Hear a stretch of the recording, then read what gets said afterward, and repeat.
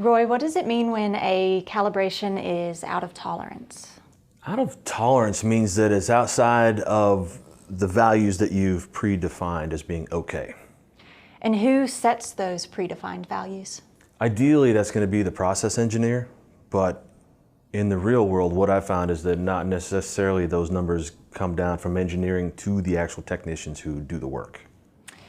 Okay, so whether or not it's the process engineer defining those values or the technicians doing the work, what criteria are they using to determine what value to use? So you're starting off with criticality. How important is this instrument and how far can it be off and your product is still okay? Number two would be safety. We want to make sure that the process is safe. Maybe you have a vessel that's in the process and you don't want that vessel to hit the rupture pressure because otherwise it's going to, well, it's going to go. And then quality. The quality of your product is important, but also the quality of your reputation is at stake. Absolutely. Maybe you can give us an example where a critical instrument has a predefined value and talk about why that's important. All right, so to start off, I would pick an example that I would find interesting, and one of those, it would be an airplane wing.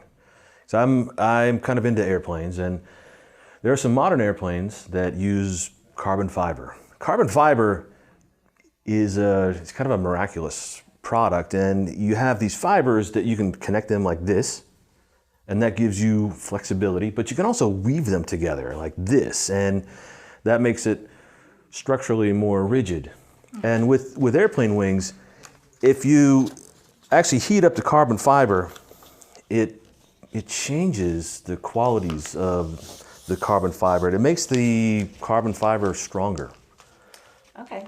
So let's say you set a value that you can raise the temperature to within plus or minus 3 degrees of the set value. Okay. And as long as you stay within that tolerance, you get the structural integrity you're looking for. Exactly. So from another standpoint, you might have raised your temperature to the set value and your measurement is reading that it is within that plus 3 or minus 3 degrees. But in actuality, it's actually measuring plus or 5, 7 degrees. That instrument is out of tolerance or is inaccurate. So that's correct. If we're within our fictitious plus or minus 3 degrees, then we still have proper structural integrity. But if we're outside of that, maybe we're reading 5 degrees higher or 7. Once we cross this threshold, the product becomes more brittle and then we have floppy wings. They don't make pills for that.